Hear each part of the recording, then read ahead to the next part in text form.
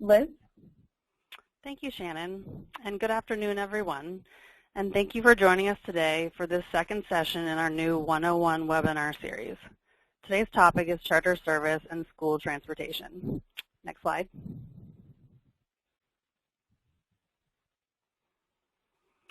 To give you a little background about the series, we've heard during our outreach that people find webinars to be a convenient and cost-effective way to get information.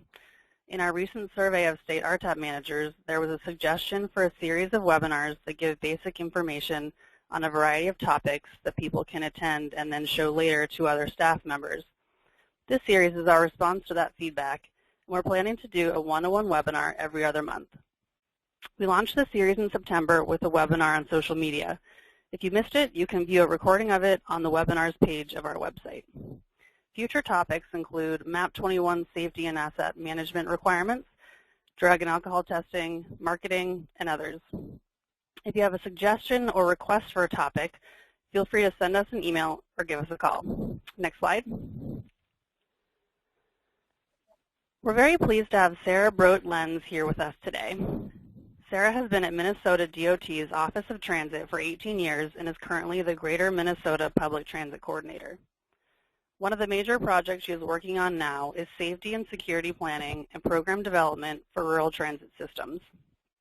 Previous projects have involved program evaluation, ITS, planning, and grants administration.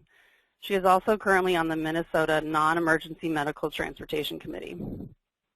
Prior to working at Minnesota DOT, Sarah worked briefly in transportation consulting and worked for many years in paratransit operations for nonprofits. Sarah has an MBA from the University of St. Thomas in Minnesota. We are very lucky to have Sarah serve as a National RTAP Review Board member from 2009 to 2012, and she is still involved in the development of a few of our projects. So with that, I'd like to welcome Sarah, and we'll now turn the presentation over to her. Sarah? Okay. All right. Here we go. Thank you very much for that nice introduction. I sound more important than I really am.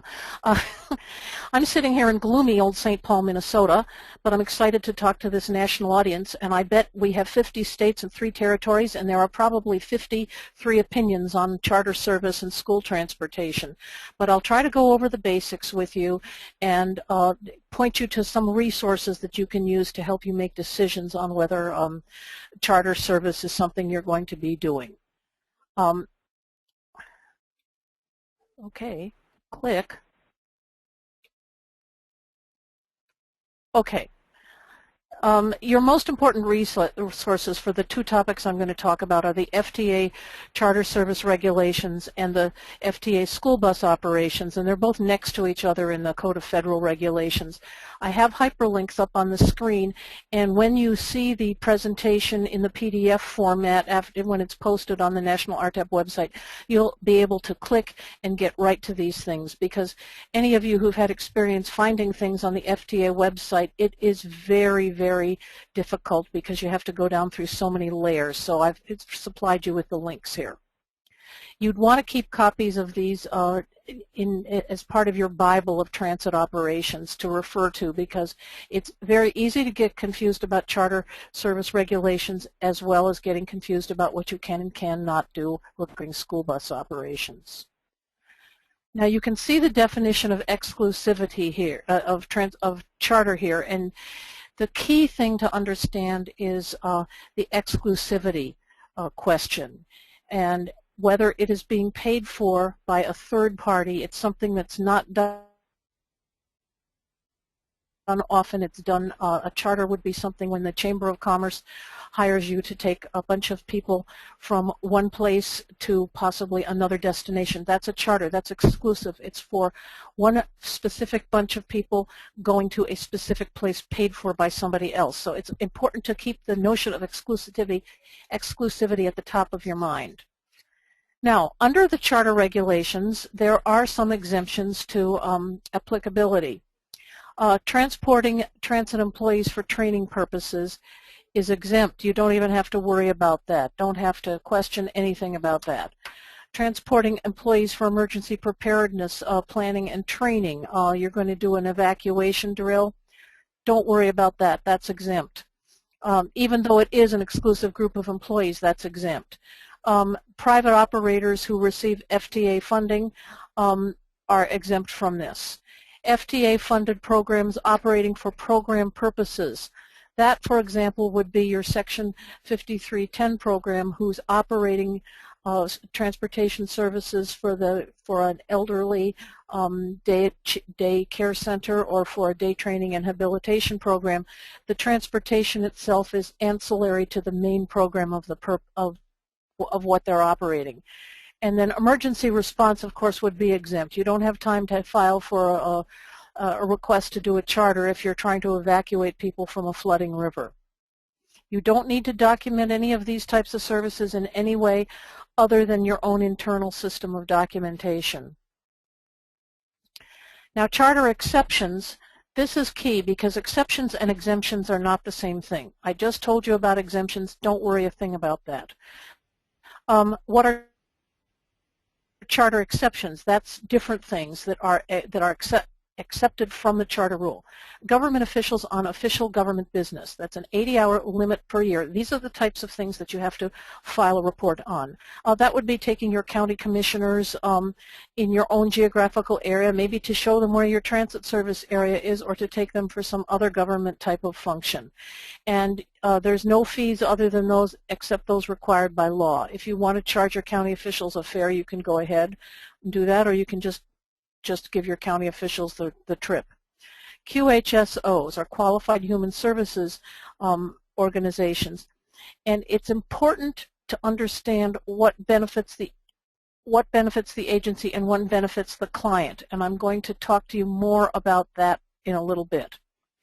And then the other time there's an exception to charter is when nobody has responded to your charter request and within the appropriate time frame, and then you can do that trip. And I'll tell you a little bit more about that later too. All of this involves reporting requirements that happen through TEAM. Now I'm going to drill down a little bit and tell you some about what this means.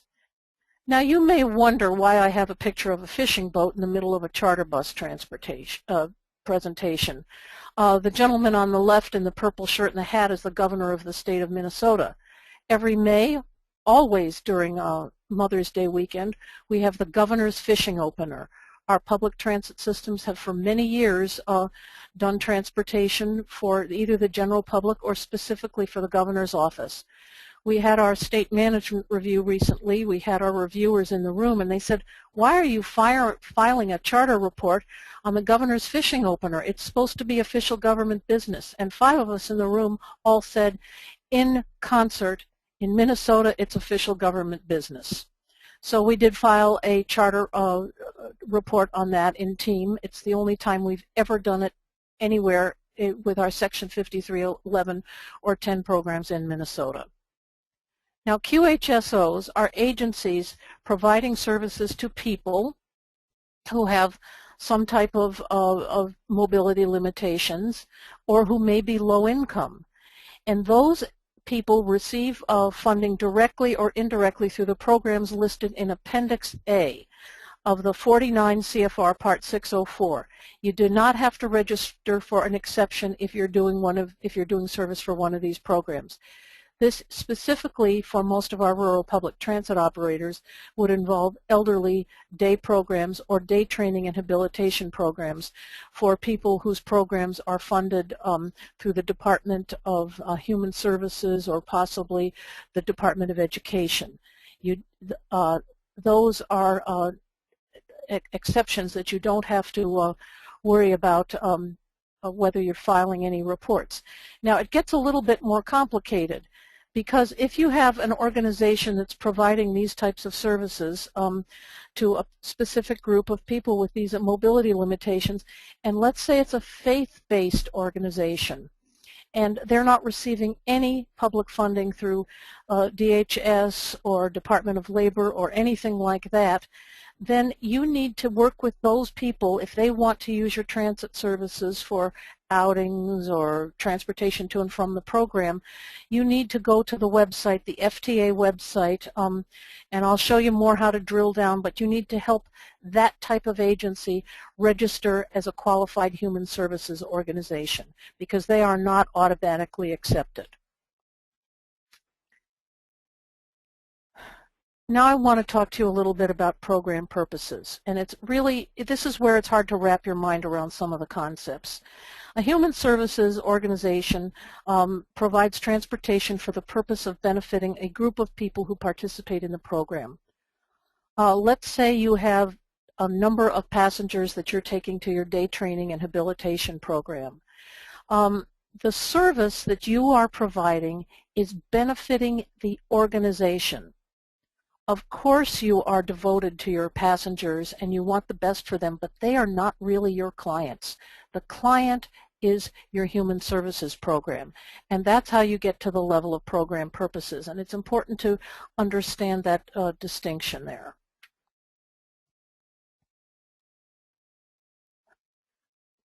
Here's what you can't do with your Section 5311 program buses. You cannot exclude members of the general public, and you cannot compete with private operators.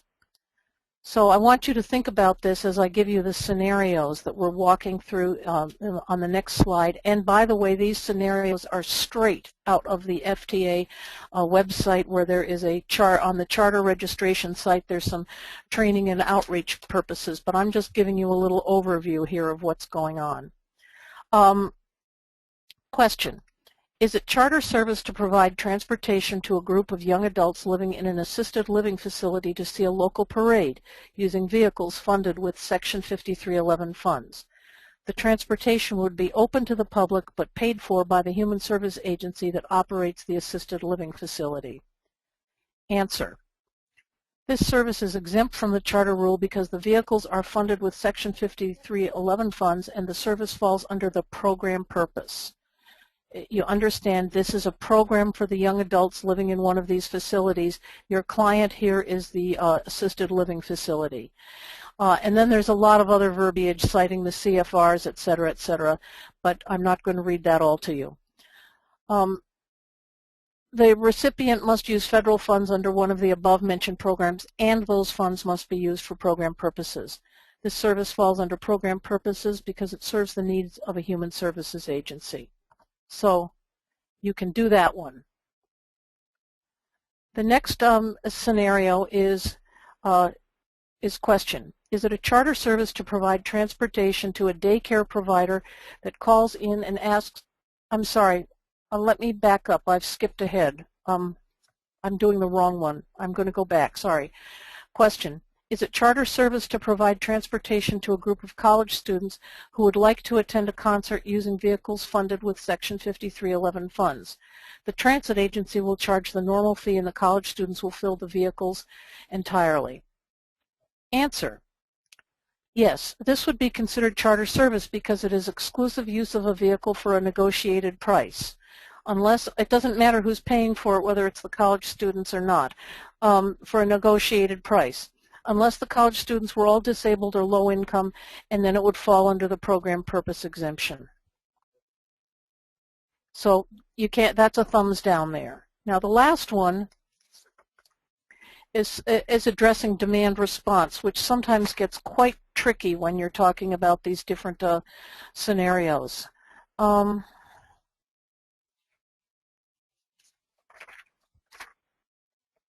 Okay, the social worker, I don't have the question here, but I'll just summarize the situation for you. The social worker to senior residents calls to make arrangements for 10 people to go to a concert using the community dial ride. They all pay their fares and the bus is open to the public. This is okay. There's no difference between having somebody call on behalf of 10 people or one person calling to use this service. So this is okay. It is not a charter. You can do a lot of that stuff. The bus is still open to the public. If the bus seats 20 people and only you pick up 10 at this one assisted living facility or wherever the folks live, you've still got slots for other people to get on the bus and go on their trip. So you're good with all of those there. Okay, now the next thing is the demand response requires some care. Demand response is essentially not anything that is not a fixed route. And it is not the same as complementary paratransit necessarily, because in some communities you don't have complementary paratransit, you simply have a community bus. The complementary paratransit applies to the urban systems that are running fixed route services, and then they're required under the Americans with Disabilities Act to have a complementary paratransit. But in Minnesota, we only have complementary paratransit in all of our Section 5307 programs. We have many, many programs that just do community dial-a-ride. 100% of the buses in Minnesota are accessible for people with disabilities. So we're good on all of that. We don't have to be making any special accommodations for that. Now, one of the other tricks about demand response, as you all know, is that it's either picking up many people and taking them to one place, or picking up many people to many places. For heaven's sakes. And from, or one person, one group of people to many places. Anyway, it's everything that isn't fixed route. And generally, demand response requires advanced scheduling, although sometimes with deviated routes there are fixed pickup points on certain scheduled times, although the bus deviates around when you're operating it.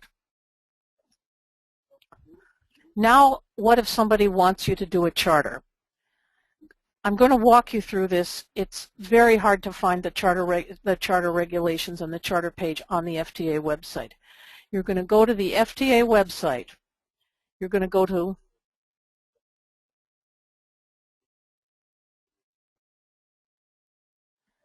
I'm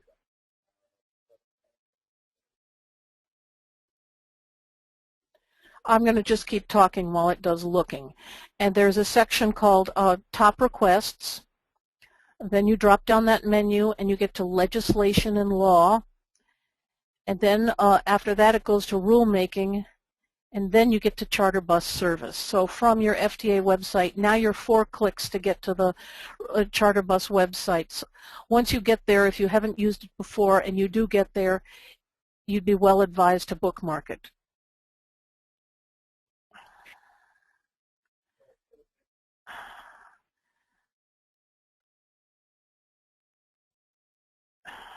I'm going to fiddle with the screen now. Please be patient.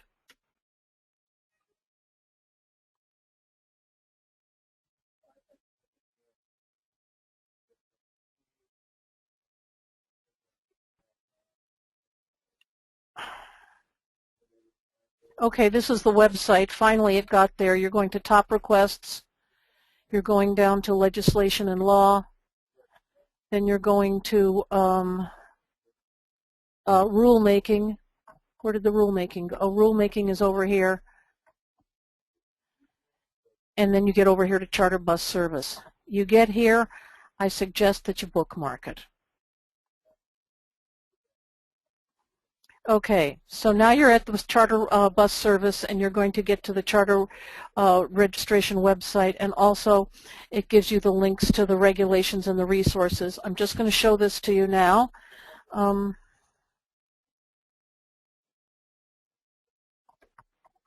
right, here you are at the Charter Bus website, and here you have all these different resources here.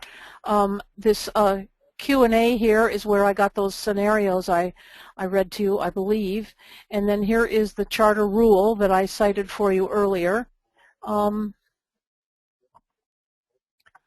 then you have your resources and your how to do the quarterly reports. I am not going to talk to you about how to do the quarterly reports because mostly state DOT is going to do that on your behalf. And you've got fact sheets here. You've got all sorts of very interesting information that is very helpful.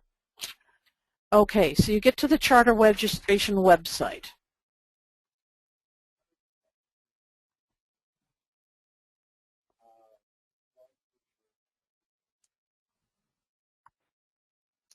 You want to accept these terms. You want to search existing private charter operations. This is when somebody asks you to do a charter. and you put in these zip codes. You can put in the to, froms, the times, and then you can click for your state down here. And then it's going to bring you up a list of people. I'm going to just make something up here so you can see how it works. And we'll go down here to Minnesota. And it's going to bring me up all of these names of people who can provide services. Now you're going to take your cursor and you're going to highlight all of these names, and then you're going to send the email to all the companies explaining what your plan is. Okay. We've walked through all of that. Okay, the email must contain, by the way, it has to be sent by the close of business on the day that the request for the charter is made. And it's important that you document what time you sent this, because the meter starts running the minute you send out your email. And you have to include the customer name. It could be the ABC nursing home. It could be anybody. And their address and phone number. The requested date and time of the service, where they want to go, the number of passengers, and what type of equipment, van or bus. Now, assuming that you have people who have accessibility needs, you have to make sure that you indicate you have accessibility needs and that you will be transporting 4 people who need to use the wheelchair to board, and all 4 of them need to be secured. This is important because a lot of times our clientele in the rural area, we have people who can board the bus, and that's fine, but once you end up with a number of people who need accessibility equipment, you might have charter operators who cannot respond to that, so they might not answer you. Now then what happens? Now you wait for a response. If the request came to you with less than 30 days notice, you have to wait 72 hours or 3 business days to get a response from any one of the proposers.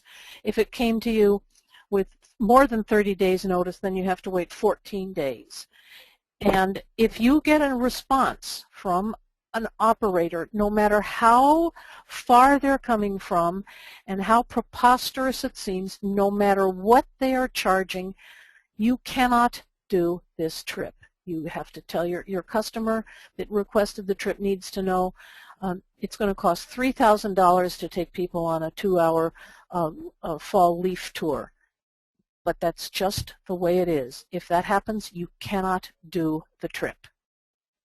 If there are no responses, the transit system can do the trip, but you do have to report this. And you are going to be reporting that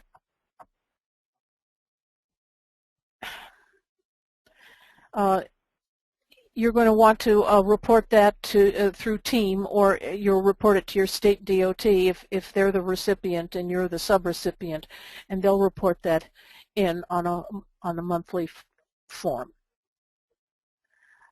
Here's something, I have some stories to tell you what to watch out for. You need to talk to your dispatchers and call takers about how to answer the questions when people call, because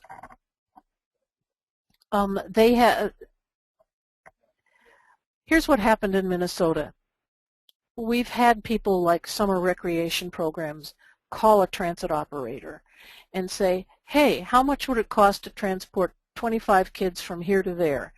And the transit operator says, oh, that'll cost $50 an hour.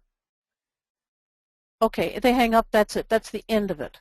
But at some point, somebody mentions to one of the for-profit operators, well, such and such a transit system was soliciting charter business at $50 an hour.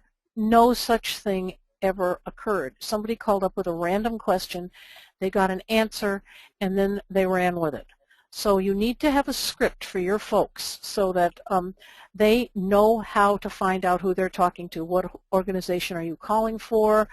Are there special needs passengers? How are you planning to pay? All of these things. And have you already called the local bus companies? What you don't want to have is have one of the local for-profit school bus or charter companies have given out an answer of $200 an hour. Your customer gasps and thinks, oh, I can call the public transit system and they'll give me a better answer. And they like your public transit system's better answer. And so then they decide to go with you. Be very, very afraid of this. You need to get all of your background. You don't want to get nuisance complaints later on. On the other hand, I want to advise you that if something feels funny and you're thinking that somebody's trying to get around charter bus rules and trying to get your public transit system to do it, and you just can't come up with a good reason why you could be doing that trip, you may want to turn it down, because no increased ride count is worth community ill will. You cannot afford to have one of the other operators complaining about you for bad business practices.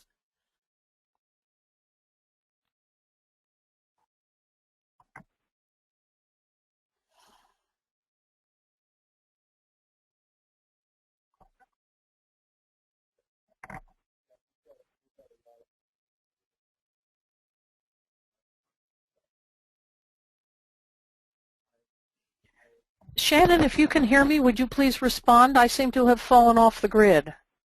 Sure. We can still see your PowerPoint presentation, and it's on the title slide. Okay. I was. Oh, go ahead. Wait, yeah, I was trying to get back my question box, and I can't see it, so I don't know what's going on here. There, okay. It's now reappeared, but it did disappear for a while, and then I thought I was all by myself. Yep. We're all still here, and it looks like we actually do have one question that came in about charter regulations. Is this a good time to address that, Sarah? Certainly. We'll go ahead and talk about it. Great. I'm just going to pull it up here. The question is, are there significant differences between rural and small urban charter regulations? And if so, what are they? There are no differences. The regulations are the regulations. They just may be harder to deal with in the rural areas where there are so few charter companies that you are going through a lot more administrative detail just to make sure you're doing the right thing. But there's no differences in the rules. Great, thank you. We actually have another question as well. Okay. The next question is, do we have to tell them how much we are doing the trip for? And I would assume we can have, if whoever submitted this question, let me look up the name here. It looks like Rebecca. Rebecca, if you'd like to clarify your question, feel free to type that into the chat box and send it over to us, and we can get back to that question once we have some clarification. We'll take another question in the meantime. The next question is, once a charter trip is done and the system reports it on a monthly report, how long do they need to keep reporting? Is it forever or just that one quarter? You just report it, you only have to report in the quarter in which you've done the activity. Great. And let me see, we have another question here. The next question is, can we get a copy of the PowerPoint presentation? And the answer to that is yes. We are both recording today's webinar, so you will be able to view the slides and hear Sarah's narration. We will also be posting a PDF version of Sarah's presentation, and that will allow you to actually go in and click any of the links that she's included on any of her slides. Okay, let me just go back. Oh, sorry. We did get clarification on Rebecca's question, and she says that she meant when we email the charter company. And Rebecca, are you a transit provider? We'll give her an opportunity to respond to that. In the meantime, would you like to keep going, Sarah, and we'll just take the rest of the questions at the end? Okay, but I wanted to just Yeah, I just wanted to reinforce how important it is that you get your call takers and your dispatchers on board with having a script for answering these questions, and make sure that you all have the same answer. It's very, very difficult. Your frontline people are your call takers and your dispatchers, and they know there's groups of people in the community that really want these services, and they so much want to help your customers. But we really have to be extremely careful about violating any federal laws when we do this. So it's important that you develop a thing that tells you how to probe for the right information. And this next page is straight off the charter website that also helps you decide whether it's a charter or not a charter. And you can use this as part of your script if you like. You may find that you have been doing things that trips for special groups of people that you never thought were charter. You thought you were just helping out in the community. I would like to urge you to rethink this, go through this whole scenario to make sure you can continue doing it. We've had some situations where public transit operators have been doing some outings that, as we have reflected on it further, we think that possibly they might not have been doing it correctly. So that's about that's what I'd like to leave you with as far as how you are going to answer questions about charter service.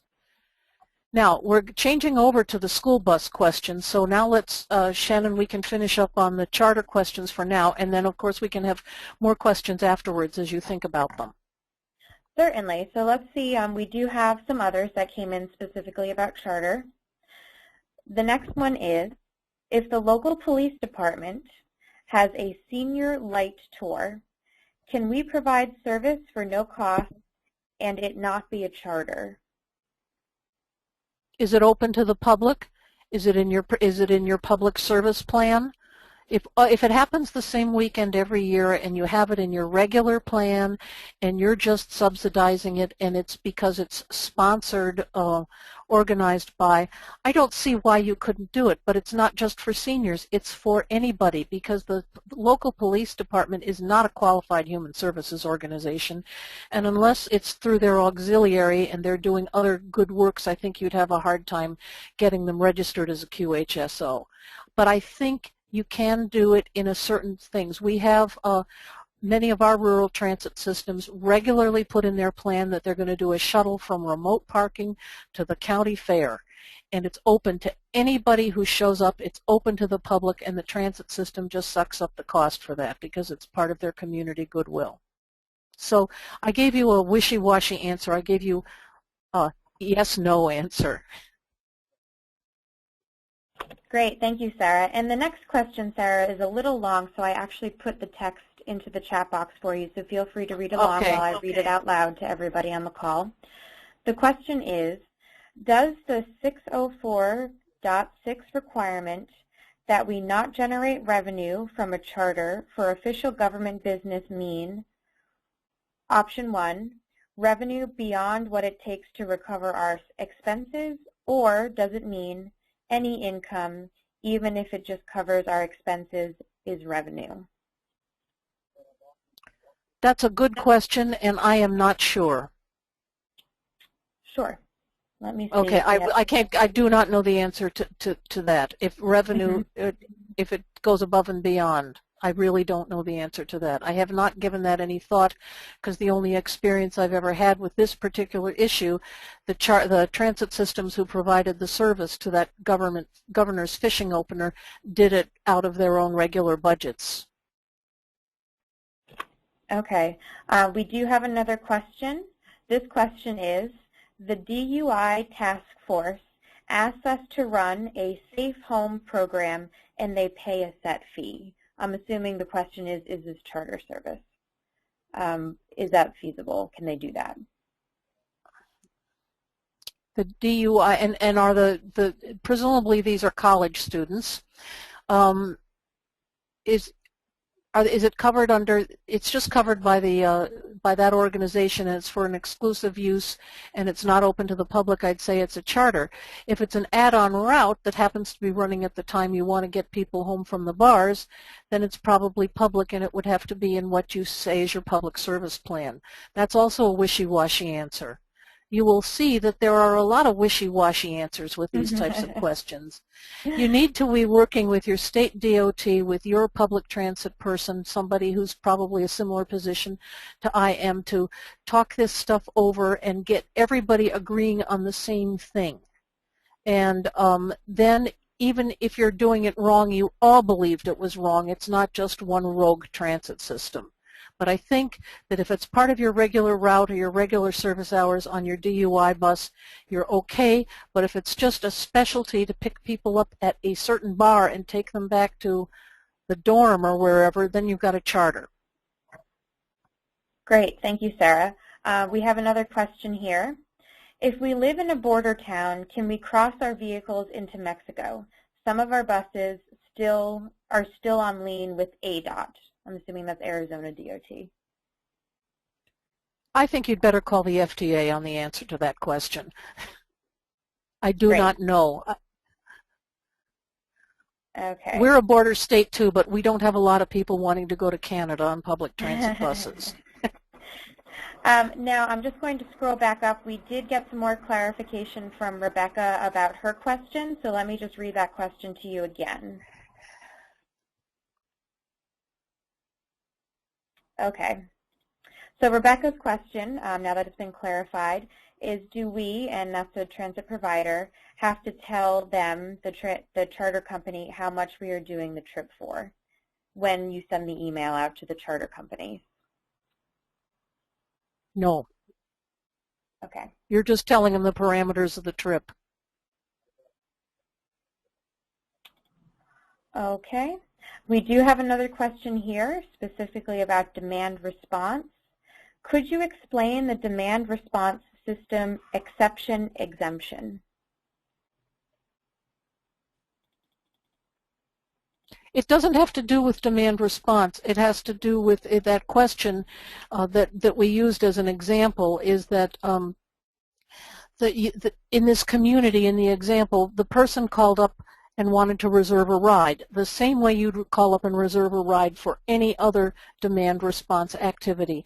It just happens to be that the person called up and said, I want 10 rides at this time. So it's just normal transit. It's not really an exception. It's just normal transit. It could be misconstrued, but presumably your policies and procedures will explain that anybody can call up and ask for a ride in your community dial-a-ride program during these service hours. Great. Thank you, Sarah. We do have more questions, but I think we should save them to the end just so you'll have enough time to get through your school bus slides as well. So if you'd like to continue with your presentation. Yeah. Okay. The school bus stuff won't take as long as the charter. But they do conflate sometimes with charter, and that's why I felt when I was asked to do this presentation that I wanted to bring in the school bus as well, because it does get confused, because there's some aspects of school bus that can be construed as charter. Okay, can kids ride the regular public transit bus to school? Yes, it's called tripper service. This is often done in urban fixed route services, and you can do it in your rural transit services too. The service needs to be regularly scheduled. All of your service needs to be open to the members of the general public. You can modify it to accommodate the needs of students.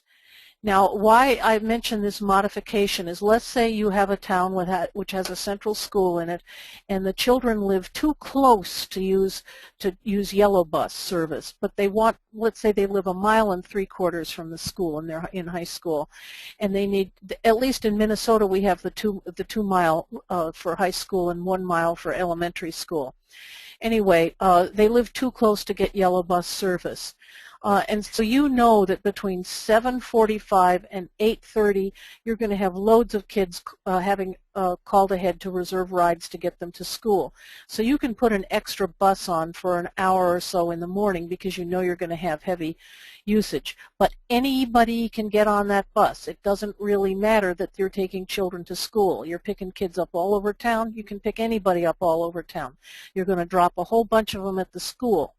Now, if you're used to having high school kids on your school bus, I can assure you very many members of the general public would rather never get on that bus, but that is not your problem. That is the other members of the general public's problem. And then you can use various forms of fare collection. The kids can pay fares, or they can have punch cards, or their parents can be sending checks, or in some cases the school may be subsidizing this. And this is where we get into a little tussle in Minnesota, because that's where some of our law enforcement starts thinking it's a charter because the school is paying for it, but it really is not the case. Tripper service is just fine as long as the student's trip falls within your service plan and you don't do it and you don't exclude the general public. You can do it. Now, those systems that are operating deviated routes with demand response pickups, you can name, to get away from the school, for the bus stop category, you can just name that your pickup bus stop is the little town of such and such. We have a couple of those cases where the town is so small that we don't say there's a bus stop. The whole town is the bus stop. Now, what the other thing is, you have to be careful with the bus stop too. The drop-off location at the school. You should not be using the school bus lane. It's probably not very safe to have your smaller bus in there with the big yellow buses. However, if the school wants parents to drop off kids at a special side location, maybe it's a city street, you could go there. And in any case, you don't want to go onto the school property unless you would pick up or drop off any member of the public there. You negotiate that drop-off with the school.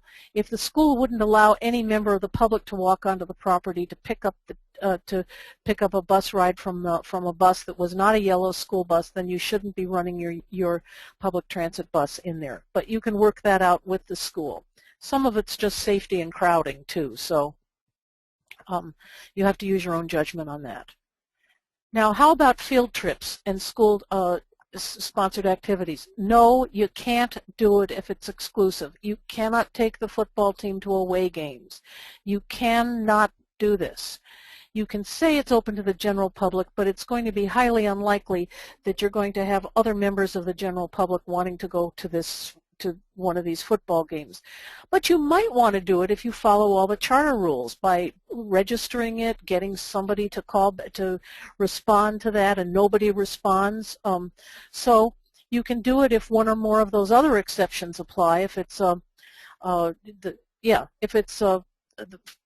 if nobody responds and if there's nobody available to do it, and you have a significant number of people with disabilities that your local operator wouldn't be able to accommodate anyway.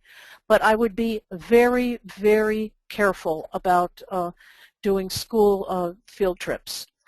Unless, of course, the focus of the field trip is learning how to ride the regular public transit bus. That's a different animal. If the teacher says, I want to take 5 kids on the bus to the next biggest town, and the bus was going to go to the next biggest town anyway, that's not a charter. That's just regular deviated route or demand response. Now, I mentioned children with disabilities who need to use accessible buses. Does that mean that the public transit system can provide exclusive service for students with disabilities? No, you can't do it because it cannot be exclusive. But it's okay if it conforms with all of your other charter exemptions. The student may also use the complimentary paratransit service if you're in an urban area that is operating fixed bus. Now, I have a little story to tell you about something that happened in Minnesota. And that's the next slide. Okay, brokered service. We have a local school bus operator who won a contract to take students, a school bus contract to take students, but he couldn't handle the students with disabilities because he didn't have any accessible equipment. So he wanted to get into an exclusive agreement with one of our public transit systems to provide services just to these students with disabilities using subcontracting with the public transit system. No, that's exclusivity. You cannot do that. However, The fellow did not have the bus, so the accessible bus, so he just said, well, can you pick this up for me under general public dial-a-ride? And the transit system was able to oblige, and they will continue to oblige until that school bus operator does himself purchase an accessible bus and can meet those needs of those students with disabilities. But keep in mind, here's the word exclusive surfacing again. I think I already covered this under a previous slide about the buses have to be accessible to the general public, and they may be marked. I understand in rural transit systems, as they are mostly here too, there are no generally no bus stops marked unless you're having a deviated route. You can't stop on the private property where the access is restricted. And the routes traveled must be part of the system's regular service hours and area. I didn't mention that before. If you're taking children to school and you have to start transit service at 6:30 in the morning because the students need to get to school by 7:30, you can't just do it for students. The transit service starts at 6:30 for everybody. You can't say, well, we're only going to go out of the town limits to the high school. For students, we're not going to do it for anybody. If you're going to go to the school, then the school is inside is part of your service area, regardless of whether it's inside of your town limits, and it's part of the town limits or your service area limits for everybody. Can I put the name of the school as the destination on the bus?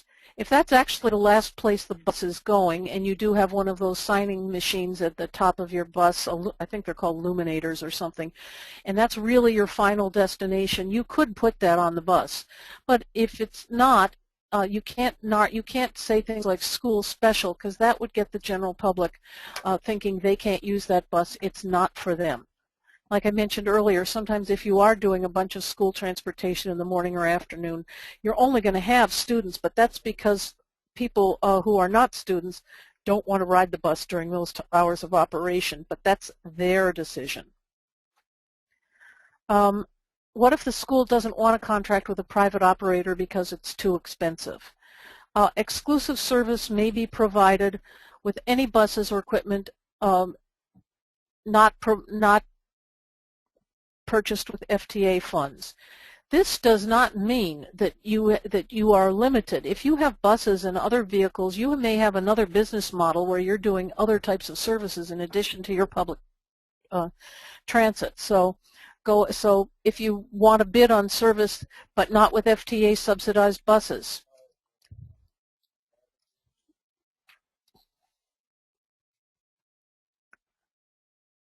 okay, if you have other private operators who can't do the school transportation for a particular purpose, you're going to have to network with your local providers in advance of any anticipated requests so that this can help you avoid any nuisances in the future. Now, you're going to put a notice in the local paper, notice to all private school bus operators. You could have an opportunity for a public hearing if you have if there's not going to be anybody who's going to be able to do the school transportation. But that's a very tricky business, and we have issues with charter schools throughout the country where we have charter schools that are not located in the community where the child lives, and it's also outside of the school district, so the school district no longer has an obligation. So you may end up with some tricky situations when people want you to do charter service and the local school bus company isn't going to do it either. But I'd like to suggest that you operators get together with your DOTs and work out a plan and get your stories straight and make sure you all have the same story. It's really complicated, and this has caused people to laugh because that's the answer to a lot of questions. You get non-standard requests and the action you took. These could be not necessarily related to school transportation or charter bus, but you should probably try to keep a diary of all of that. If you get a request to enter into a contract or schedule a trip that doesn't seem quite right, just something is making you uncomfortable about this, you're not sure if it's charter, you're not sure exactly how exclusivity or the exclusions and exceptions apply, you should be calling your state DOT or the FTA regional office to get further clarification on this. Now, I know in your communities a lot of people have a lot of transportation issues, and sometimes you just have to think, this is really not my problem. This is the school's problem. They need to get their children to school, but it's completely illegal for me to do this transportation. You can try to help them think out another way of solving their problem, but don't take on the burden of it as being your problem. It's really heartbreaking sometimes when you know how badly people need your services and you just can't do it because you're going to run afoul of state or federal law. So I want to leave you with some resources here. Federal Transit Administration, and I gave you those links. Your State Department of Transportation, very important that you work with your state DOT person on how you're going to approach some of these issues. Your State Department of Education, if you have some school transportation issues, there may be some different language in your State Department of Education that will help you make decisions that goes above and beyond what's in the school bus regulations. If you have not seen this brochure has been out for about 8 or 9 years. The Federal Transit Administration published this brochure. I've got the link up here so that when we put this up on the PDF, you can click on the link and download and print it out. It actually asks and answers a lot of the questions I went over with you already. But it's something that you want to keep in your Bible of transit operations and have it available to hand out to people who may think that you're doing something illegal when in fact you are not. So that's what I have to conclude on this. This is my contact information. I'm perfectly willing and able and happy to talk to my Minnesota customers, but I feel that people who are not in Minnesota should be calling their own state DOTs to work through any further issues they have with the charter and school bus. So that's my conclusion here. Wonderful. And I think we're open for a few more questions.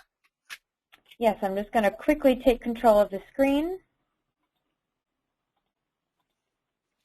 Alrighty. We do have some questions that are still in the queue. I know that we're starting to bump into our hour done at 3 o'clock Eastern Time deadline. What's going to happen is we're going to continue a little bit past 3 o'clock, so we welcome you to stay with us for another 10 minutes or so if your question hasn't been answered yet. If you need to leave, then certainly we understand. And again, the recording and the PDF of the presentation will be available on the website. If for some reason we don't have the opportunity to get to your question today, we do seem to have quite a few of them. We will take all of those and hopefully respond to everybody via email. So again, we'll probably go a little bit over 3 o'clock, but if you'd like to continue staying with us, we will address some more questions. So let's see, Sarah, let's take the next question.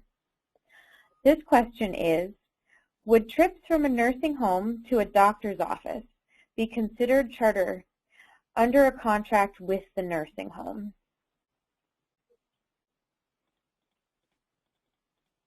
That sounds to me like the big non-emergency medical transportation question and not a charter.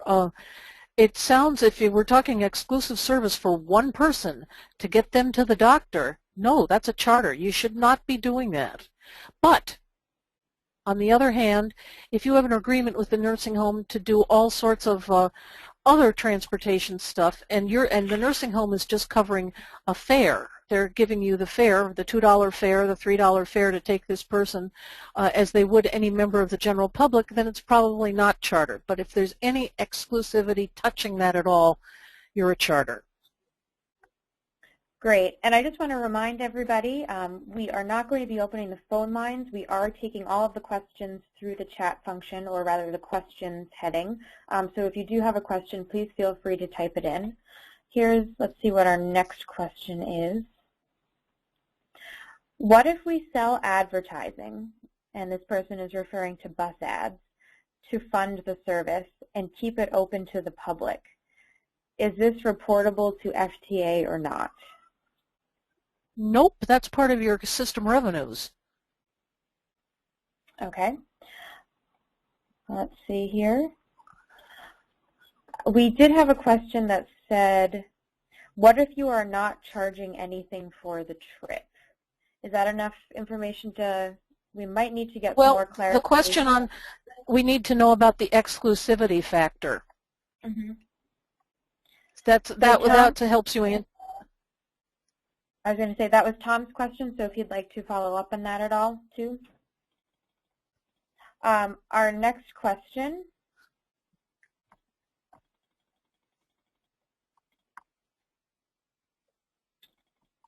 Okay, and this is a bit long, Sarah, so I'm going to also send this to you in text. Okay. All right, this question is, if a group is exempt, such as the Senior Center, but they do not receive funding from any program in Appendix A, does this group need to register as a QHSO prior to the transit agency providing service? Yes. You'll find that on the FTA charter website. There's some Q&A stuff in there, and yes, that answer is yes, you must. Great. Our next question is, can a private transit service provider provide contracted services to a school district if the driver is certified? That's not covered by Section 5311. That's simply a private arrangement. They'd have to that would not be part of our public transit under any circumstances. I think it would be a business decision made by the business operator. Great. Unless I've misunderstood the question, yeah. And if that was a misunderstanding, feel free to type a clarification in as well. We did get some clarification about the DUI question we had responded to earlier, and the task force pays a set fee for us to run off hours for the whole town. So it sounds like that was taken care of. Yes, and if that's, yes, and presumably it's not off hours, it's in hours. You just happen to have a service segment that isn't contiguous with anything else. But you'd better put that in your advertised materials and in whatever you use for your service planning documents. All right, the next question is, with taking kids to school, if it has to be open to the general public, then the bus can't be fully occupied by all students, and that's a question. That is a question. Yes, it should not be. It should not regularly be occupied. You might have a day where you have, 1 day or 2 days a month. But think about that answer in terms of what the ADA would ask you about a pattern of denials. And think about pattern of denials for that type of service. No, if you start filling that bus every single day with no opportunity for any other member of the general public, then that's going to be a charter, because it's going to start looking like what we talked about in, I think it was example 2, taking the college students to a concert with no room for any other members of the public. Great. And this next question is a little long, Sarah, so I just sent it to you in the chat function. The local high school has a satellite called Virtual Early College. They ask that we transfer kids between the college and the high school on certain days. The school pays the cost of the transport at a standard rate per mile. Is this illegal? And they operate, she also or he also says, we operate a demand response and subscription service for the county as well. You know what?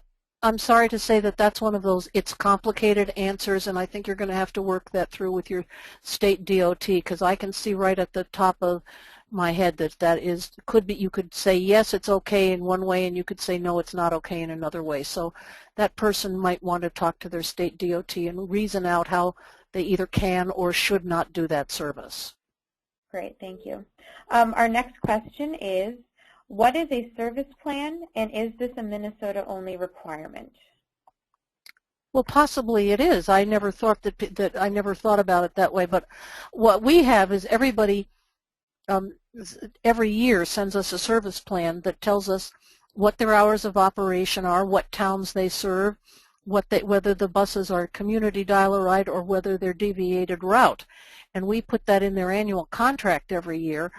And I know that the legal term is not, it's not legally called an operating authority, because that's what's used for interstate transportation, that kind of thing. But we think of it as if it were operating authority. And that's one of the legs we have to stand on when we periodically get into a little tussle with law enforcement that's trying to tell us this is a charter. We go right back to the contract that we have to deliver state and federal funds to our sub-recipients and say, see here, they said they were going to do this, we approved it, so it's not a charter. That's what a service plan is for us. Maybe you don't have this in all the states. I didn't know that. Okay, great. We do have, let me see here. I just sent you another piece of text, Sarah, because it was a bit longer. And it looks like it was just a note for everyone as opposed to a question. And it makes reference to regulations saying if the recipient intends to provide service that meets the definition of charter service, the email notice must include the fare the recipient intends to charge for the service. So this was just a note to everybody, not a question. Right, and that answers that question from Rebecca earlier, actually. It does. Yep, and that's it looks like the person has also cited the regulations there as well. So Rebecca, there's some clarification for you. Thank you very much to whoever sent that in. Okay, we'll take another here. I'm going to send it over to you, Sarah, because it is a bit long.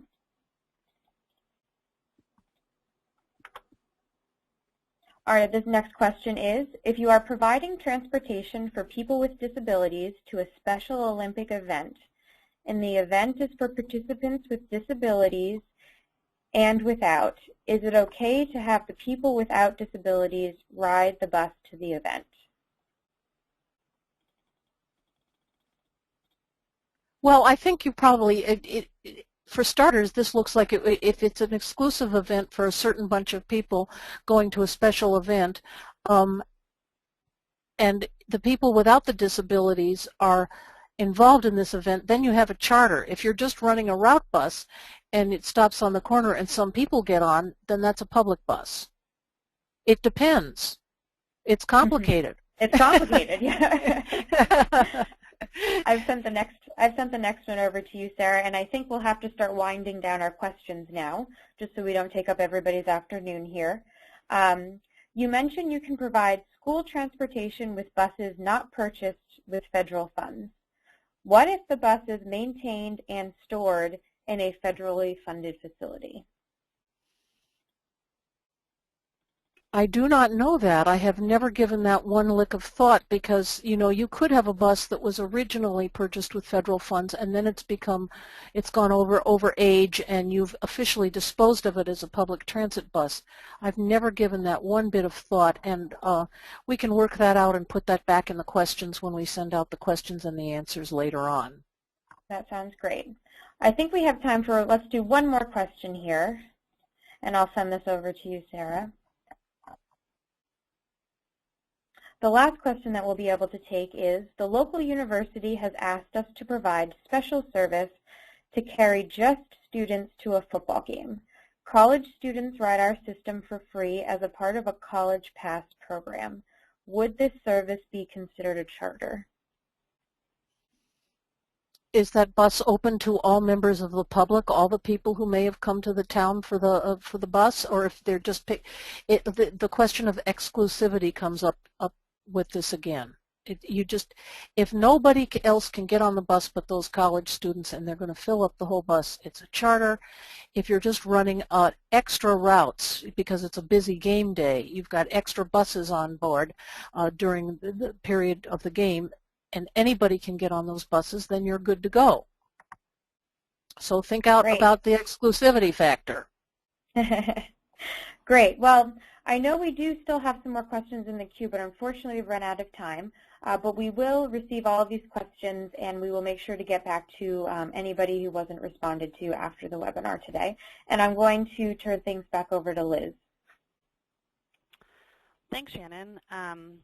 I want to thank Sarah for a really great presentation today. I know I learned a lot about this complex topic, and it seems like everyone else got a lot out of it.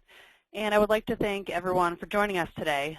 We look forward to seeing you at our next 101 webinar, which will be in January. As we said, we'll post a PDF of the presentation, and we'll post that pretty soon, probably by the end of the week. and then we'll get the recording up as soon as we can, but that will take a little bit longer. So thank you again, and everyone have a great rest of your day.